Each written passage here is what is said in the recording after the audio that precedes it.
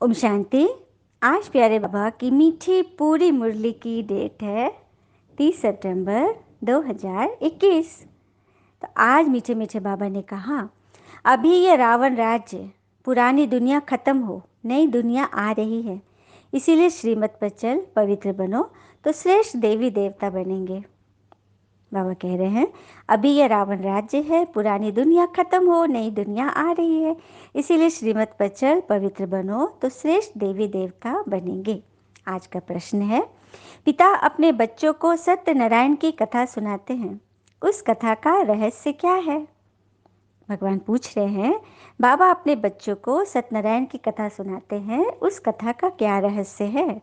उसके उत्तर में बाबा ने बताया, उसका रहस्य है बादशाही लेना और गंवाना। अल्फ को अल्लाह मिला तो गदाई छोड़ दी। जो विश्व के मालिक थे वही 84 जन्म ले रजाई गंवा देते हैं, फिर बाबा उन्हें रजाई देते हैं। पतित से पावन बनना, गदाई छोड़ रजाई लेना, यही सच्ची सत्यनारायण की कथा भगवान सुनाते हैं। तो समझा, सच्ची सच्ची सत्यनारायण कथा का यही रहस्य है, रजाई लेना और गंवाना। ब्रह्मा बाबा को जब साक्षात्कार हुआ, परमात्मा का दिव्य परिचय मिला, तो उन्होंने अपने हीरो की जो गदाई थी, जो उनकी प्रॉपर्टी थी, व्यापार था, उसको छोड़ दिया और क्या कहा, अल्फ को अल्लाह मिला, मतलब बच्चे को पिता मिला, ब्राह्मण को भगवान मिले। तो उन्होंने वो गदाई छोड़ दी, सारा कुछ अपने पार्टनर को हैंड ओवर कर दिया, कहा तुम्हें जो मन है, जितना करना है सब समेट लो और मुझे मुक्ति दो। तो इससे उन्होंने वो गदाई तो छोड़ दी, लेकिन वो विश्व के मालिक बन गए, स्वर्ग की राजाई मिल गई। तो यही है सच्ची सच्ची सत्यनारायण की कथा। गीत है मुरली का, आखिर वह दिन आया आज, जब आत्मा पिता को पुकार रही थी और वो दिन आ गया। तो कितने सुंदर भाव से वो गाती है ना, मिल गए आज मेरे भगवन, आज मेरे जमी पर नहीं है कदम। झूम रही है आत्मा, है ना। ओम शांति। ओम शांति का अर्थ तो रूहानी पिता ने समझाया है। ओम माना अहम आत्मा हूँ और यह मेरा शरीर है। आत्मा तो देखने में नहीं आती है, यह समझ में आता है, मैं आत्मा हूँ, यह मेरा शरीर है। आत्मा में ही मन बुद्धि है, शरीर में बुद्धि नहीं है। आत्मा में ही संस्कार अच्छे व बुरे रहते हैं, मुख्य है आत्मा। तो क्या समझा रहे हैं बाबा कि ओम शांति का अर्थ तो बाबा ने बताया है कि मैं आत्मा शांत स्वरूप हूँ, मैं आत्मा हूँ और यह मेरा शरीर है। आत्मा देखने में आती है ना? आती है क्या? बिल्कुल नहीं।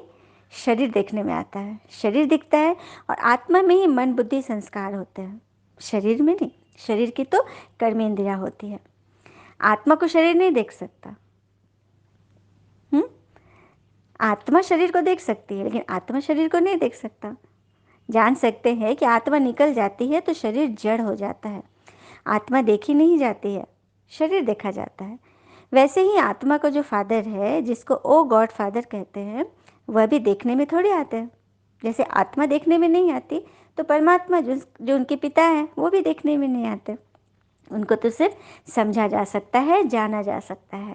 आत्माएं सब ब्रदर्स हैं, शरीर में आते हैं तो कहेंगे यह भाई भाई है, वह भाई बहन है। आत्माओं का पिता है परम पिता परमात्मा।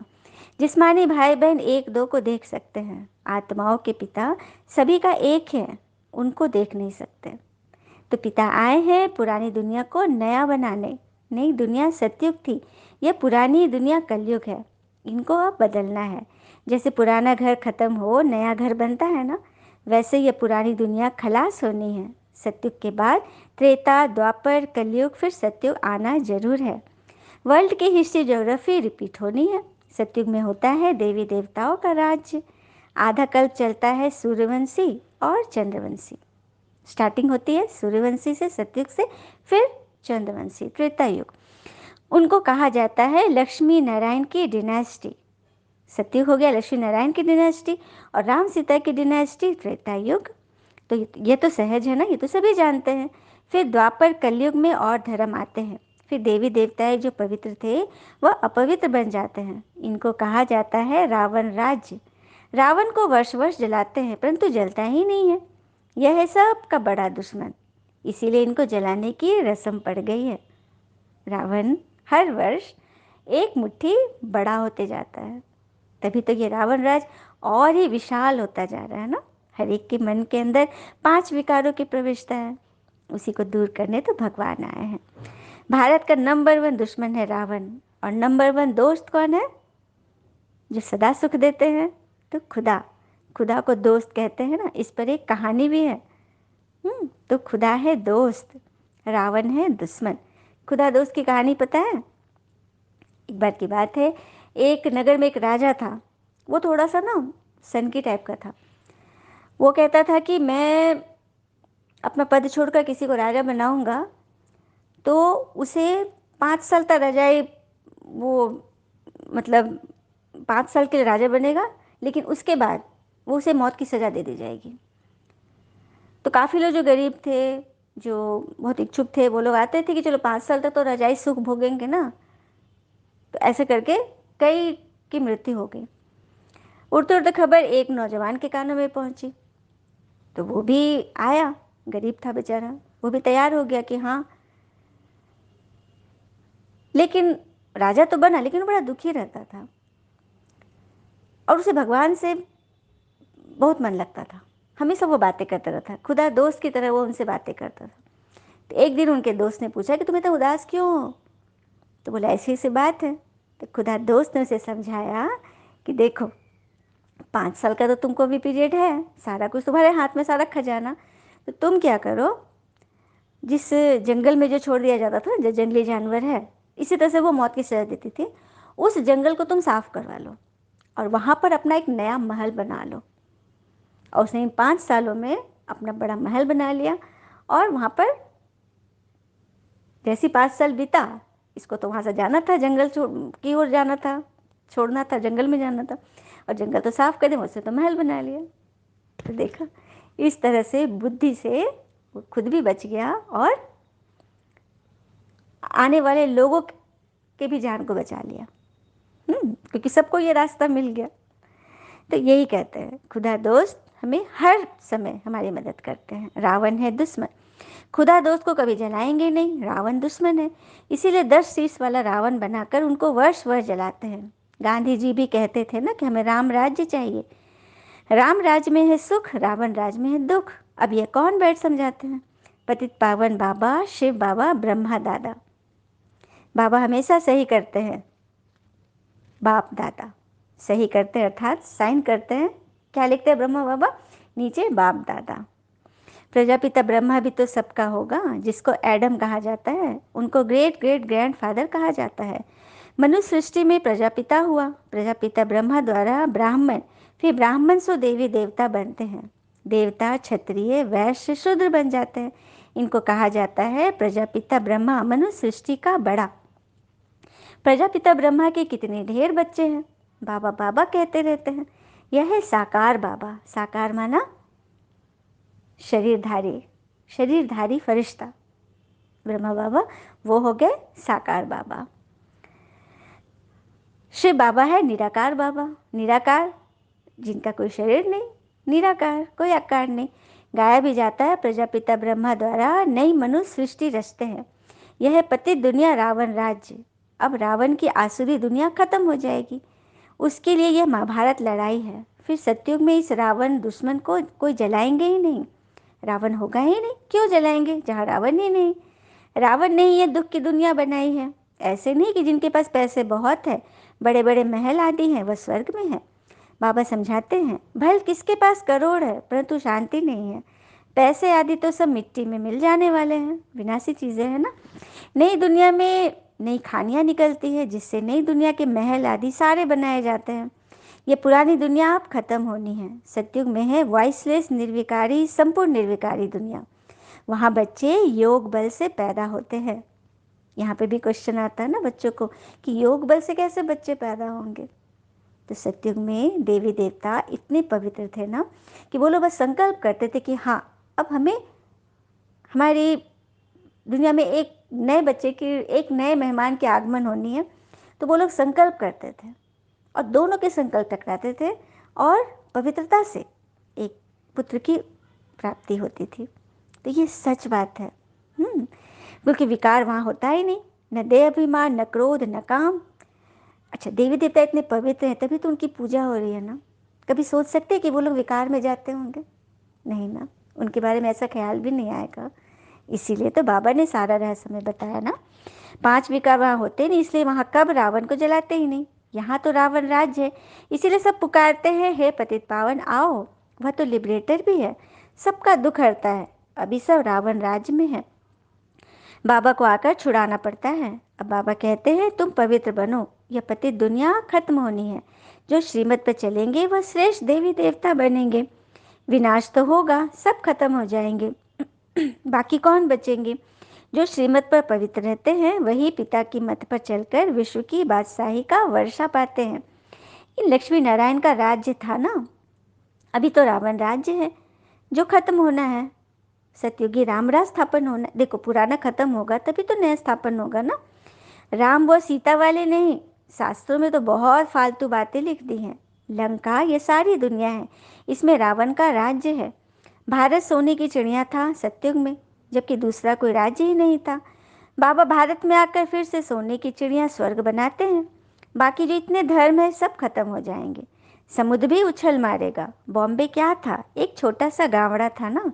अभी सतयुग की स्थापना होती है, फिर बॉम्बे आदि रहेगी नहीं। सतयुग में बहुत थोड़े मनुष्य होते हैं। कैपिटल दिल्ली होती है, जहाँ लक्ष्मी नारायण का राज्य होता है। दिल्ली सतयुग में परिस्थान थी, दिल्ली ही गद्दी थी। रामराज में भी दिल्ली की कैपिटल रहती है, परंतु रामराज में हीरे जवाहरों के महल थे, अथाह सुख था। बाबा कहते हैं तुमने विश्व का राज्य गंवाया है, मैं फिर से देता हूँ, तुम मेरी मत पर चलो। श्रेष्ठ बनना है तो सिर्फ मुझे ही याद करो और किसी देहधारी को याद नहीं करो। अपने को आत्मा समझ मुझ पिता को याद करो, तो तुम तमो प्रधान से सतो प्रधान बन जाएंगे। तुम मेरे पास चले आएंगे, तुम मेरे गले की माला बन फिर विष्णु के गले की माला बन जाएंगे। माला में ऊपर हूँ मैं, फिर युगल है ब्रह्मा सरस्वती। वही सत्युग के महाराजा महारानी बनते हैं, उन्हों की फिर सारी माला है जो नंबरवार गद्दी पर बैठते हैं। मैं भारत को इन ब्रह्मा सरस्वती और ब्राह्मणों द्वारा स्वर्ग बनाता हूँ। जो मेहनत करते हैं उन्हों के फिर यादगार बनते हैं। आत्माओं के रहने का स्थान है परम धाम, जिसको ब्रह्मांड भी कहते हैं। हम सब आत्माएं वहाँ स्वीट होम में रहने वाली हैं पिता के साथ। वह है शांति धाम। मनुष्य चाहते हैं हम मुक्ति धाम में जाएं, परंतु वापस तो कोई जा नहीं सकते, सबको पाठ में आना ही है। तब तक पिता तुमको तैयार करते रहते हैं। तुम तैयार हो जाएंगे तो वहाँ जो भी आत्माएं हैं वह सब आ जाएगी, फिर खलास। तुम जाकर नई दुनिया में राज करेंगे, फिर नंबरवार चक्र चलेगा, सृष्टि का चक्र नंबरवार चलेगा। गीत में भी सुना है ना, आखिर वह दिन आया आज जब स्वयं परमात्मा पधार गए। भक्ति मार्ग में धक्के खाते रहते थे। बाबा है ज्ञान सूर्य, गायन भी है ना, ज्ञान सूर्य प्रगटा अज्ञान अंधेर विनाश। जब ज्ञान सूर्य प्रकट होते हैं तो अज्ञान अंधकार का खात्मा होता है। अभी तुम्हारी बुद्धि में सृष्टि के आदि मध्य अंत का ज्ञान है, जानते हो। जो भारतवासी नरकवासी हैं वह फिर स्वर्गवासी बनेंगे। बाकी इतनी सब आत्माएं शांति धाम में चली जाएगी। समझाना बहुत थोड़ा है। अल्फ बाबा बे बादशाही, अल्फ द्वारा बादशाही मिल जाती है, गदाई खत्म हो जाती है। उसकी कहानी बाबा बैठ समझाते हैं। यह है सच्ची सत्यनारायण की कथा, बाकी सब है दंत कथाएं। दंत कथा अर्थात जो बैठ बनाते हैं, ध्यान से बनाते हैं, सोच सोच कर जो बनाते हैं खुद से। बाबा ही नर से नारायण बनने के लिए यह कथा सुनाते हैं। हिस्ट्री ज्योग्राफी है ना। लक्ष्मी नारायण का राज्य कब शुरू हुआ, कब तक चला, तो कथा भी हुई ना। जो विश्व पर राज करते थे वह 84 जन्म लेकर बिल्कुल ही तमो प्रधान बन गए। अभी बाबा कहते हैं मैं वही राज्य फिर से स्थापन करता हूँ। तुम कैसे पतित से पावन, पावन से पतित बनते हो, वह सारी हिस्ट्री ज्योग्राफी समझाते हैं स्वयं भगवान बैठकर। पहले पहले सूर्यवंशियों का राज्य, फिर चंद्रवंशियों का, उनके बाद दूसरे भी बौद्धि, इस्लामी, फिर क्रिश्चियन आए। फिर वह देवी देवता धर्म जो था सो गुम हो गया। बाबा इसे क्लियर कर रहे हैं। पूरी हिस्ट्री ज्योग्राफी बताते हैं कि पहले पहले सूर्यवंशियों का राज, सत्युग, 1250 वर्ष। फिर चंद्रवंशियों का 1250 त्रेता युग। उसके बाद दूसरे बौद्ध, इस्लामी, फिर क्रिश्चियन है। द्वापर में सारे धर्म आ गए ना क्रम अनुसार। फिर वह देवी देवता धर्म जो था वो गुम हो गया, बिल्कुल गुम हो गया, जड़ से ही उखड़ गया। फिर वर्ल्ड की हिस्ट्री ज्योग्राफी रिपीट होगी। शास्त्रों में ब्रह्मा की आयु 100 वर्ष दिखाई हुई है। यह जो ब्रह्मा है जिसमें बाबा बैठ वर्षा देते हैं, इनका भी शरीर छूट जाएगा। 100 वर्ष की आयु है। आत्माओं को बैठ जो आत्माओं के पिता है वह सुनाते हैं, वही पतित पावन है। मनुष्य मनुष्य को पावन बना नहीं सकेंगे। जो खुद ही मुक्त नहीं हो सकते वो औरों को फिर कैसे करेंगे? सच बात है। जो खुद ही फंसा हुआ है माया के बंधनों में, वो किसी दूसरे को कैसे छुड़ाएगा? वह तो सब भक्ति सिखलाने वाले अनेक गुरु हैं। कोई कहेंगे फलाने की भक्ति करो, कोई कहेंगे शास्त्र सुनो। अनेकानेक मत मतांतर हैं, इसीलिए सब और ही बेसमझ बन गए हैं। अब बाबा आकर समझदार बनाते हैं। ये लक्ष्मी नारायण समझदार विश्व के मालिक थे ना, अब कितने कंगाल बन गए हैं। फिर शिव बाबा आकर नरकवासी से स्वर्गवासी बनाते हैं। बाबा कितना अच्छी तरह से समझाते हैं ना, यहाँ तकदीर जग जाए। इतनी अच्छी रीति भगवान समझाते हैं कि हम सब की तकदीर जग जाए। बाबा आते ही ये मनुष्य मात्र की तकदीर जगाने। सब पतित दुखी है ना, सब त्राही त्राही कर विनाश हो जाएंगे। इसीलिए बाबा कहते हैं त्राही त्राही के पहले बेहद के पिता से कुछ वर्षा ले लो। ये जो कुछ दुनिया में देखते हो वह सब खत्म हो जाना है। Fall of Bharat, rise of Bharat. Fall of Bharat अर्थात भारत का पतन, और राइज ऑफ भारत अर्थात भारत का उदय। तो ये भारत का ही खेल है। राइज होगा सतयुग में, अब कलयुग में फॉल होना है। यह सब रावण राज्य का पॉम्प है। पॉम्प मतलब भपका, शो। अब विनाश होना है, fall of world, rise of world. World का फॉल होगा, डाउनफॉल होगा, और वर्ल्ड का उदय भी होगा भारत के उदय से। सतयुग में कौन कौन राज्य करते हैं यह बाबा बैठ समझाते हैं। राइज ऑफ भारत, देवताओं का राज्य। जब भारत उदय की ओर है, उठान की ओर है, तो देवताओं का राज्य। फॉल ऑफ भारत में रावण का राज्य। भारत जब पतन की ओर है तो वहाँ पर रावण का राज्य। आज बाबा ने इस पे अच्छी पॉइंट बताई ना। अभी नई दुनिया बन रही है, पुरानी दुनिया खत्म हो जाएगी। इसके पहले तुम पढ़ रहे हो बाबा से वर्षा लेने। कितना सहज है। यह है मनुष्य देवता बनने की पढ़ाई। सन्यासियों का है ही निवृत्ति मार्ग, वह धर्म ही अलग है। वह तो गृहस्थ व्यवहार छोड़कर चले जाते हैं, उनका है हद का संन्यास। हद की चीज़ें, विनाशी चीज़ों का संन्यास करते हैं, घर बार छोड़ते हैं। तुमको इस पुरानी दुनिया का संन्यास कर फिर यहाँ आना नहीं है। यह भी अच्छी रीति समझना है। कौन कौन से धर्म कब आते हैं? द्वापर के बाद ही और धर्म आते हैं। पहले सुख भोगते हैं फिर दुख। यह सारा चक्र बुद्धि में बिठाना होता है। जब से तुम चक्र में आते हो, महाराजा महारानी बनते हो, सिर्फ अल्फ और बे को समझाना है। बाबा किसको विलायत में जाने की मंत्र मना नहीं करते। बाबा किसी को भी विलायत जाने की मना नहीं करते। यूँ तो सब चाहते हैं मृत्यु अपने देश में ही हो। अब विनाश तो होना ही है। हंगामा इतना हो जाएगा जो विलायत से फिर आ भी नहीं सकेंगे। देखा बाबा, बाबा देखो मना नहीं करते क्योंकि बच्चे का मन छोटा हो जाएगा। इसलिए कहा जाता है ना कि अगर विदेश में कुछ हो गया, अभी तो देखो जिस तरह से महामारी फैल रही है, विदेश के लोग भारत आने को आतुर हैं। जो विदेश में जाके बस गए थे सारे भारत आ रहे हैं, लौट रहे हैं। और यहाँ से हम विदेश जाएं, कुछ हंगामा होगा तो वहीं रह जाएंगे ना।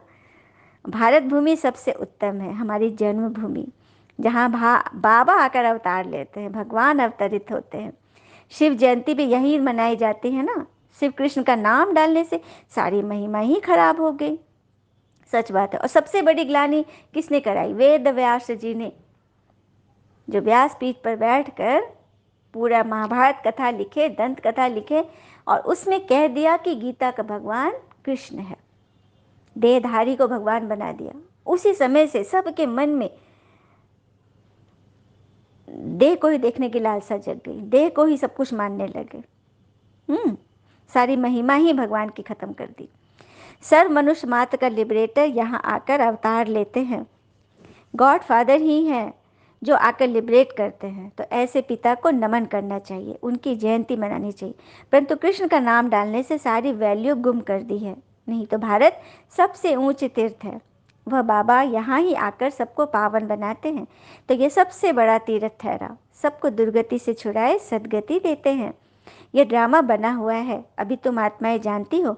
हमारा बाबा इस अपने शरीर द्वारा यह राज समझा रहे हैं। भगवान ब्रह्मा तन के द्वारा हमें ये सब कुछ समझा रहे हैं। हम आत्मा इस शरीर द्वारा सुनती हैं। आत्म अभिमानी बनना है।